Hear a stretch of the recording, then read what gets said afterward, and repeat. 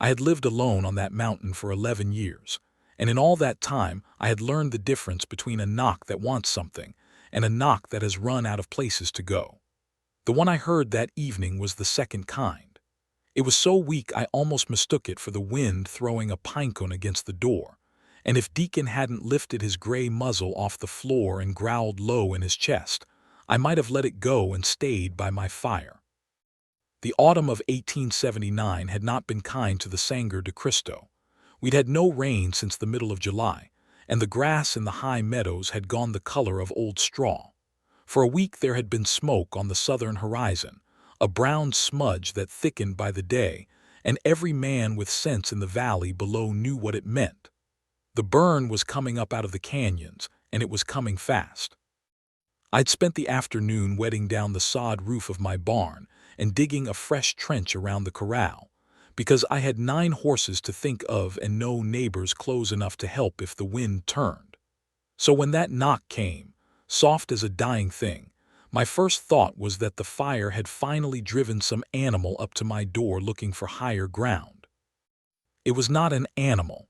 When I drew back the heavy plank door, what stood on my porch in the last copper light was a woman, and she was very nearly finished. She was tall, or had been before exhaustion folded her down into herself. Her dress had once been a decent gray wool, the kind a respectable town wife might wear to church, but it was torn at the hem and the elbows and crusted with red mud to the knee. Her boots had split along one side. Her hair had come loose from its pins and hung in dark, wet ropes against a face the wind had scoured raw.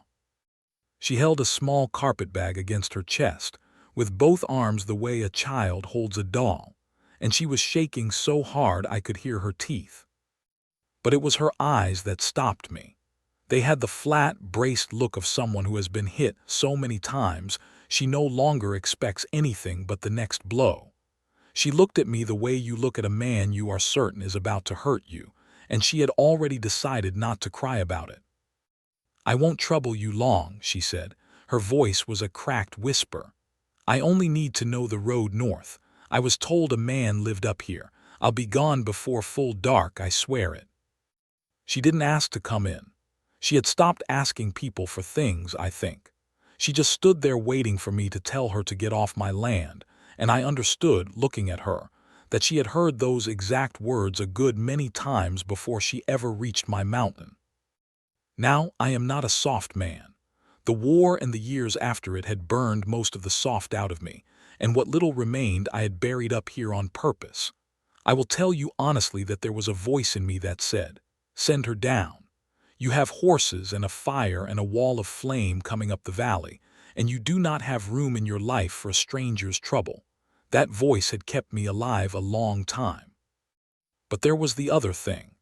There was the way Deacon, who had bitten 3 men and trusted exactly no one in the 11 years I'd had him, came limping past my leg on his bad hip, walked straight up to that shaking woman, and sat down on her foot like he'd been waiting for her his whole life. I looked at the dog. The dog looked at me. He had one eye, the left, the right one long since lost to a lynx, and he fixed that single yellow eye on me with what I can only call disgust, as if to say, "Well, are you going to stand there?"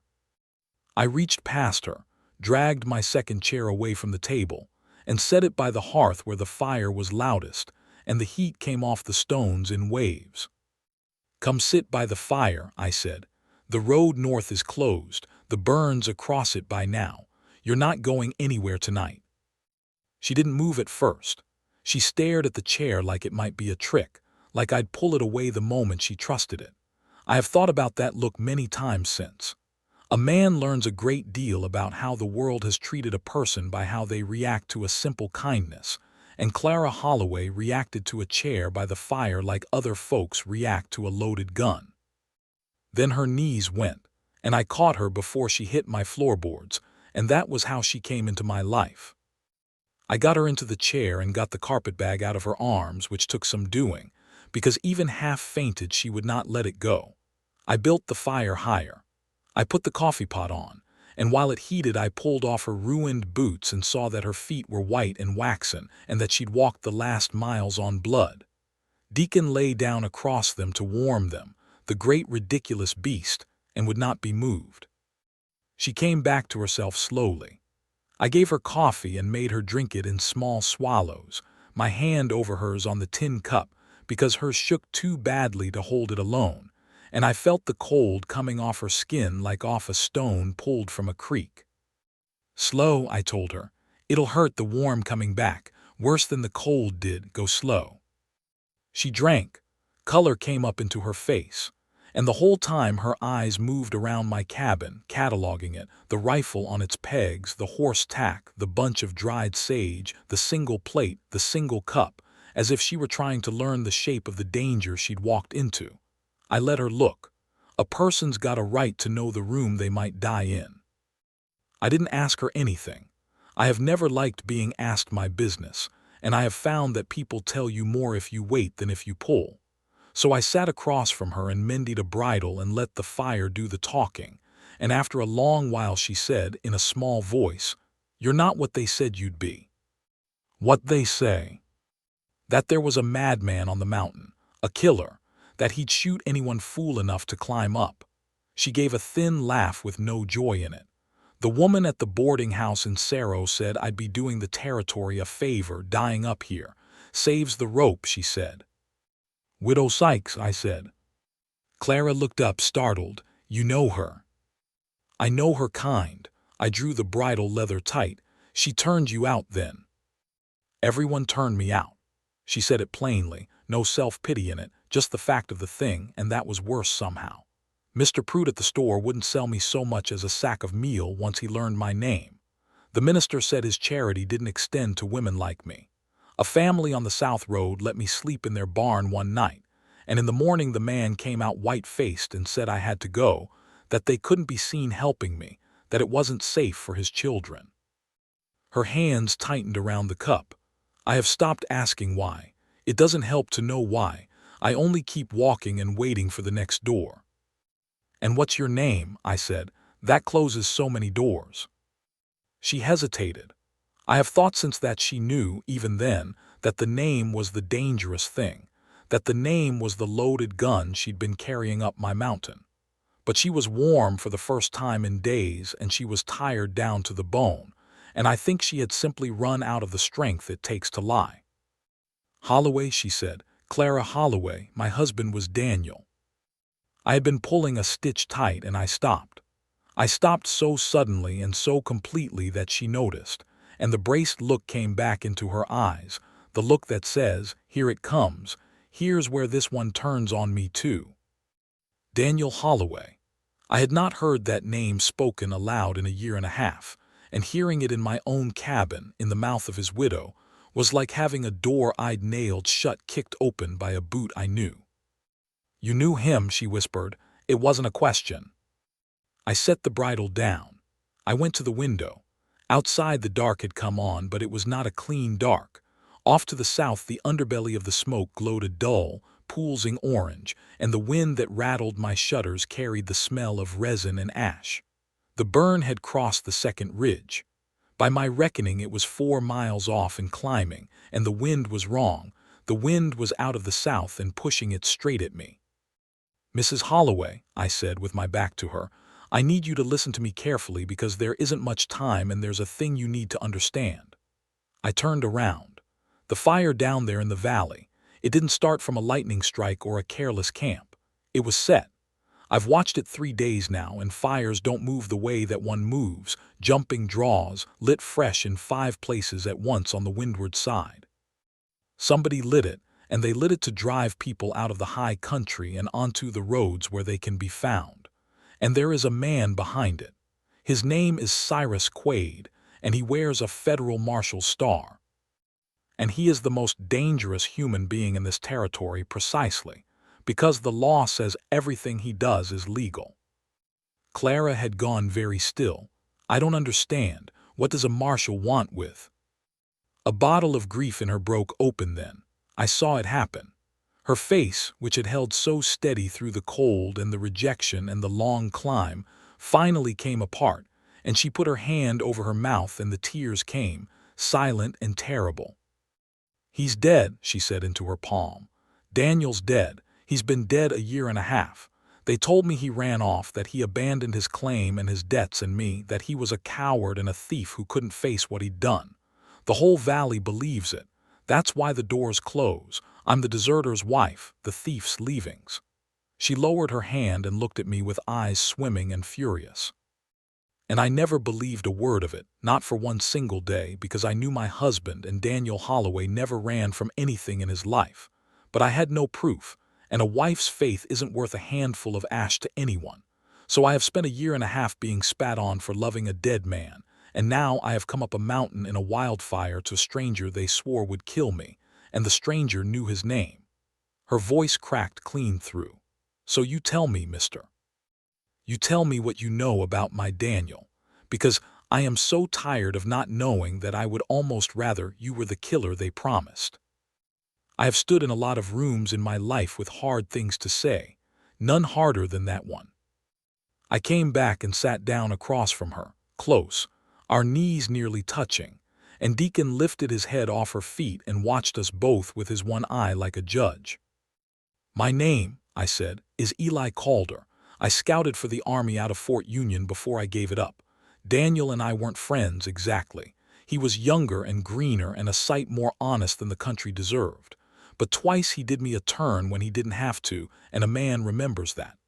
I took a breath. "Your husband didn't run, Mrs. Holloway. He's not buried under some lie about cowardice because he was a coward. He's buried under it because telling the truth about how he died would have cost Cyrus Quaid everything, and Quaid would rather burn down a whole valley than let that happen." She made a sound, low and wounded. "I can prove it," I said. "I have the proof in this room. But before I show you, you need to understand what it means that you came here, because you didn't just come to a stranger's door. You came to the one place in the territory Quaid has wanted to find for a year and a half. And if he's lit that valley to drive folks onto the roads," I stopped. I'd heard it. Under the wind, under the far roar of the fire, the steady, deliberate sound of shod horses coming up my trail. "Then he's already found it." There were 3 of them. I knew before I looked, knew the way you know your own name, but I went to the window anyway and watched them come up out of the dark. 3 riders against the burning sky, and the middle one rode the way Cyrus Quaid had always ridden, straight-backed and easy, like a man who has never in his life doubted that the ground belongs to him. "Get behind the chimney," I told Clara. "The stone'll stop a bullet. Whatever you hear, you stay there. Deacon with her." The dog, who had never once obeyed me in 11 years, got up and went to her without a sound. Even he knew. I took the Winchester off the pegs and worked the lever and stepped out onto my own porch, because I would not let that man into my house, and I shut the door behind me. They reined up at the edge of the firelight, just out of easy range, which was Quaid all over. He'd always known exactly how close was too close. He sat his horse and pushed his hat back, and the burning valley behind him lit his face from below so the shadows ran upward, and he smiled at me like we were old friends meeting at a fair. "Eli Calder," he called, "as I live and breathe. You know, I'd half convinced myself you died up here. 11 years a man can disappear pretty thorough, and then a little bird tells me a woman's been asking the whole valley for the road to the killer on the mountain, and I think to myself, now who could that be? Who's the only soul left who'd matter to a Holloway?" He spread his hands, the picture of reason. "And here you both are. Saves me a deal of riding. You're on my land, Cyrus." My voice came out level. I was glad of that. "Turn those horses around." "Can't do it." He nodded at the orange wall of the south. "Whole valley's burning, Eli. Terrible thing, these dry season fires. A federal marshal's got a duty to evacuate folks to safety, and you've got a fugitive's widow up here, a woman wanted for questioning in connection with her husband's crimes. I'm here to take her into protective custody, all real legal. I've got the paper in my saddlebag if you want to read it." He let the smile widen. "Course, accidents happen on a burning mountain. Folks get separated from a party in the smoke, get turned around, don't make it down. Sad, but nobody's fault. Nobody you could ever take to a court anyhow. This is the part I want you to hear plainly, because Clara heard it through the door and it changed everything that came after. She had spent a year and a half certain that wherever she went, she carried the curse, that the doors closed and the danger came because of who she was, the deserter's wife, the marked woman. She had walked up my mountain apologizing for the trouble that trailed her. And now she stood pressed against my chimney stones in the dark, and she listened to Cyrus Quaid talk, and slowly she understood what I'd been trying to tell her. He hadn't come for her. He'd never come for her. She was bait, and she was tidy up, but she wasn't the prize. Quaid had ridden into a wildfire, he set himself and climbed a mountain in the dark for one reason, and that reason was standing on the porch with a rifle, and had been for 11 years. "You didn't come for the woman," I said. "You came for what Daniel gave me before you killed him." The smile dropped off Quaid's face like a mask off a hook. For just a moment in the firelight, I saw the real thing underneath, and the real thing was afraid, which is the only emotion a man like Quaid has ever truly felt, fear that the ground might not belong to him after all. "There's no proof of anything," he said, and his voice had changed. "Holloway was a thief and a deserter. That's the record. That's the law.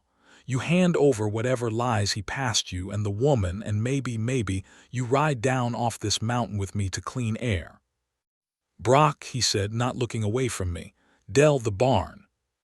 The two deputies kicked their horses toward my barn, where my 9 horses were screaming now at the smell of the fire, and one of them, Brock, had a torch in a sling on his saddle, already lit, and I understood that they meant to fire the barn to flush me, and that everything I'd built in 11 years was about to go up to smoke out one old scout.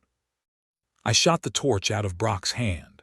It was a fool's shot, 100 feet by firelight, and I'll not pretend it was anything but luck, but the torch spun away into the dirt and Brock yelled and Quaid's horse reared, and then they were all 3 firing, and I went off the porch and rolled, and the world came apart into noise.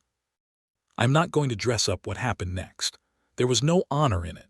It was 3 men with revolvers and a dark yard, and a wall of fire roaring up the draw, turning night into a red and shifting day, and I was one man behind a water trough with a rifle and a bad shoulder from an old wound that seized up on me at exactly the wrong moment. I put Dell down with a shot through the thigh. I creased Brock. But Quaid was off his horse and behind my woodpile, and he was patient, and he was a better shot than me sober, and he worked his way around to my flank while I was busy with the others, and then he was on me. He was younger than me by 10 years, and he hit like a falling tree. The rifle went out of my hands. We went down together in the dirt and the firelight, and he got a knee on my chest and his hands on my throat, and Cyrus Quaid leaned down close enough that I could smell the smoke in his teeth, and he said, almost gently, "You should have stayed dead, Eli. You should have just stayed dead." My sight was going dark at the edges.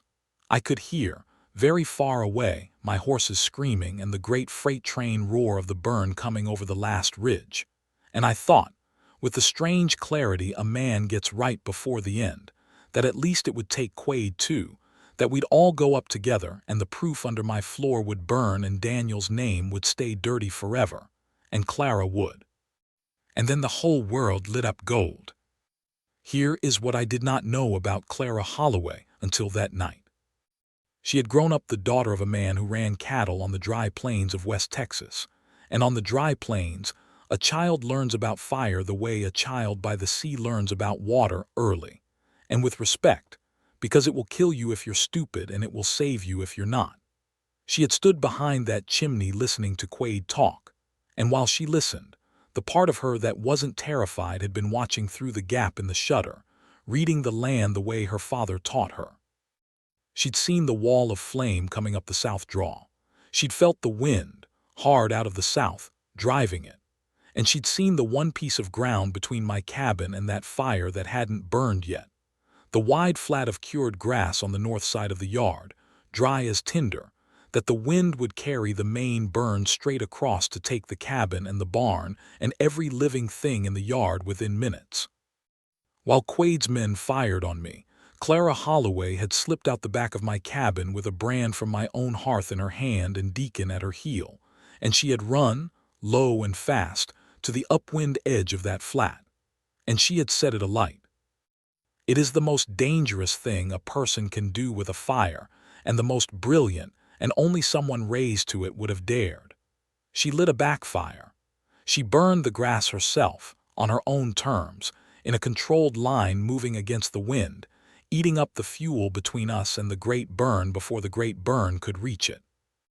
By the time the main fire came roaring over the ridge, there was nothing left in the flat for it to take, just a wide black scar of her own making, already cooling, and the monster from the south hit that emptiness and faltered and split and went around, robbed of its road.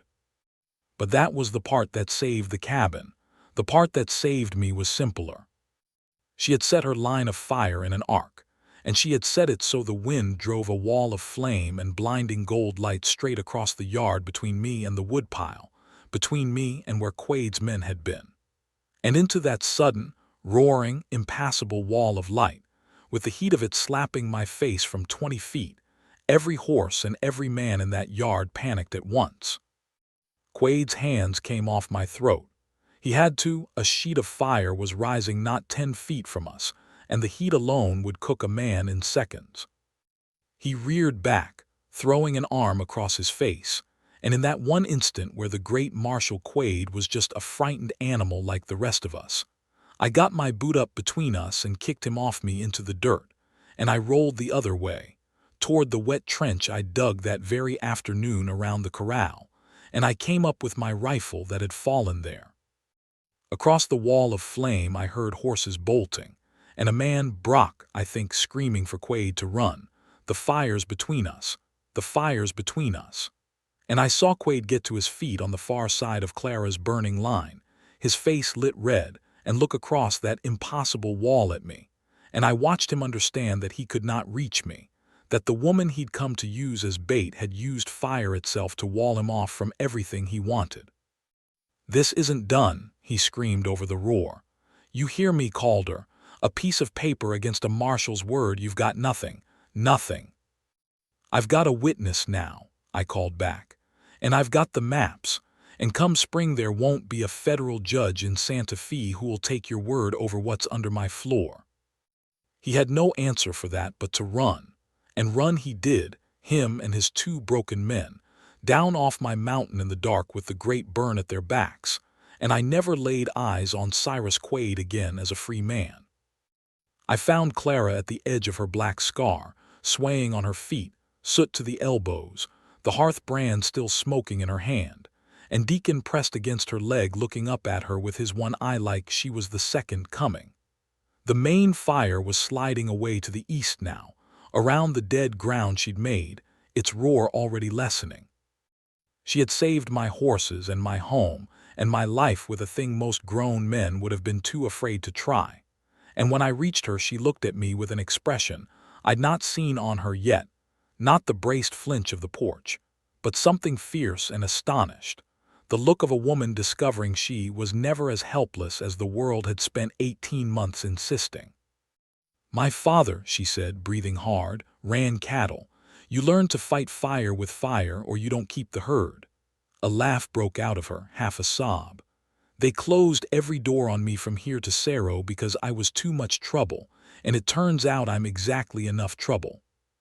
"More than enough," I said, and I meant it as the highest thing I know how to say to a person, and I think she heard it that way, because she let me take the brand out of her hand and she let me walk her back to the cabin, and Deacon walked between us the whole way like he was escorting a bride. I bound up the worst of her burns and my own bruises by lamplight while the fire's glow faded to the east, and for a long while neither of us said much. There is a quiet that comes after violence that isn't peace exactly, it's more like the silence of a bell that's been struck and is still humming too low to hear. We sat in it. Deacon snored. The coffee pot ticked. Then I got up, and I went to the corner by my bunk, and I worked my knife into the gap between 2 floorboards I had pried up and relaid 100 times in 18 months just to look at what lay beneath, and I lifted them out, and I drew up the oilcloth bundle Daniel Holloway had pressed into my hands the last night of his life.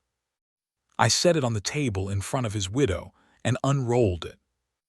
There were survey maps, 3 of them, the official territorial survey of the Upper Valley watershed, and across them in a careful draftsman's hand. Daniel's hand, she said, her fingers going to her mouth, that's Daniel's hand, were marked the true courses of the creeks and the true boundaries of the old Spanish land grants, the ones that gave the water rights of the whole high valley to the small homesteaders. And folded with them was a second set, forged ones, quades, that moved every one of those lines, that erased the homesteaders' claims and signed the entire watershed over to a cattle syndicate Quade held a silent third of. And under the maps was a ledger, and in the ledger in Daniel's hand again were the dates and the dollars, the bribes paid and taken, and the names, and on the last written page, the thing that mattered most, Daniel's own sworn account, witnessed and signed, of how he had been hired on as the syndicate's surveyor, how he had discovered the forgery, how he had refused to certify it, and how Marshal Cyrus Quade had told him to his face that men who couldn't be bought could always be buried. He came to me the night before he died, I told her, and my voice was not as steady as I'd have liked. Middle of the night, half froze, riding a blown horse. I barely knew him twice, like I said. He'd done me a turn, and I suppose to a man with no friends that made me the closest thing he had to one. He gave me this bundle and he said, Eli, if anything happens to me, you keep this safe and you keep it hidden, because the day it comes out is the day Quade hangs. And then he said the thing I've carried like a stone ever since. Clara's eyes were streaming silently. What did he say? He said there's a woman down in Cerro, my Clara. He's going to put it about that I ran and she's going to believe in me when nobody else will, and that's going to make her a target. So I'm not going home, Eli. If I go home, I lead them to her.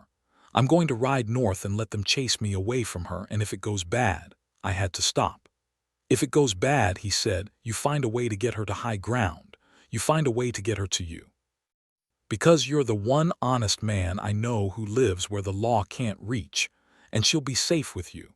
And someday this'll all come out and her man will get his name back. The lamp guttered. Outside, the last of the great fire muttered itself out against the dead ground she had made. He didn't desert you, Clara, I said. He died on the road north on purpose, leading them away from your door, so they'd never have a reason to come to the house and find you. For 18 months you thought you carried the curse that closed every door. The truth is your husband closed those doors himself from his grave to keep you alive long enough for the proof to surface. Every cruelty you suffered was the shape of how much he loved you. He sent you to me. It just took you a year and a half and a wildfire to get here. She put her head down on Daniel's maps, on his careful, honest hand, and she wept like the breaking of a long drought, and I did the only thing I knew to do, which was to come around the table and put my arms around her and hold on, the way you hold a person who is finally, after far too long, allowed to fall. The wind shifted off the south an hour before dawn. I felt it change against my face when I stepped out to check the horses, swinging around to come clean and cold off the high peaks, and I knew then the worst of it was over. The great burn had spent itself against Clara's black scar and slid away east into the rocks where it would die for want of fuel. My barn stood. My horses, mad with fear all night, had quieted. And to the south, where for 3 days there had been only that pulsing orange threat, the dark was going gray and ordinary again. She came out and stood beside me on the porch, wrapped in one of my blankets, and we watched the dawn come up over a valley that was half black and half gold, the burned ground steaming gently in the cold, the surviving stands of timber catching the first light. It was a hard kind of beautiful. It was the beauty of a thing that has come through. They'll say I said it, she said quietly. When the valley sees the burn line, they'll find a way to make it my fault. They always do. Let them say it. I'd been thinking, through the long dark hours, the way a man thinks when the shape of his whole life has shifted under him. Because come the thaw, you and I are going to load that bundle into my saddlebags and ride to Santa Fe, to the federal court, not the territorial one Quade owns, the federal one. And we're going to put Daniel's maps in Daniel's ledger, and Daniel's own signed words in front of a judge who can't be bought. And when we're done, every homesteader in this valley is going to have their water back, and Cyrus Quaid is going to wear irons instead of a star, and Daniel Holloway's name, I looked at her. Daniel Holloway is going to be the honest man who died to bring a marshal down, not a deserter, a reason. Folks'll name their sons after him. She was quiet a long moment. The light came up gold on the half of her face that the fire hadn't reddened. And after, she said, after Santa Fe, after his name is clean and I'm just a widow and not a wanted woman. She wasn't looking at me. She was looking at the dawn, but her voice had gone careful, the way it had gone careful the night before when she'd told me her name, like she was handing me something that could go off. Where does a person like me go? Eli called her. There's no door left open to me down in that valley. There never was. I thought about the 11 years I'd spent making sure no one ever climbed my mountain. I thought about the second chair I'd built one winter for no reason I could name, that no one had ever sat in until the night before. I thought about how Deacon, who hated the whole human race, had walked across the room and sat down on her foot. That second chair, I said, by the fire, the one I pulled out for you. What about it? I built it 11 years ago and never had a soul to put in it. I cleared my throat, which had gone tight in a way the smoke couldn't account for. I'd take it as a kindness if you'd stop thinking of it as a chair I pulled out for a stranger one night and start thinking of it as yours, for good. When the snow flies and the road north closes, and there's no place a body has to be but here, by the fire with the coffee on. I made myself look at her. There's a door up here that doesn't close, Clara. It's the only one I've got, but it doesn't close. Not to you, not ever again. She turned from the dawn and looked at me then, and the braced flinch was gone from her eyes for good.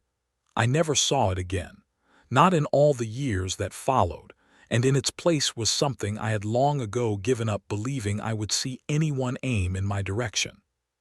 She reached up, soot-stained and burned and more alive than anyone I ever knew, and she laid her cold hand against my jaw the way you touch a thing to be sure it's real, and she rose up and she kissed me, there on the porch, in the gold and black light of a morning that by every right neither of us should have lived to see.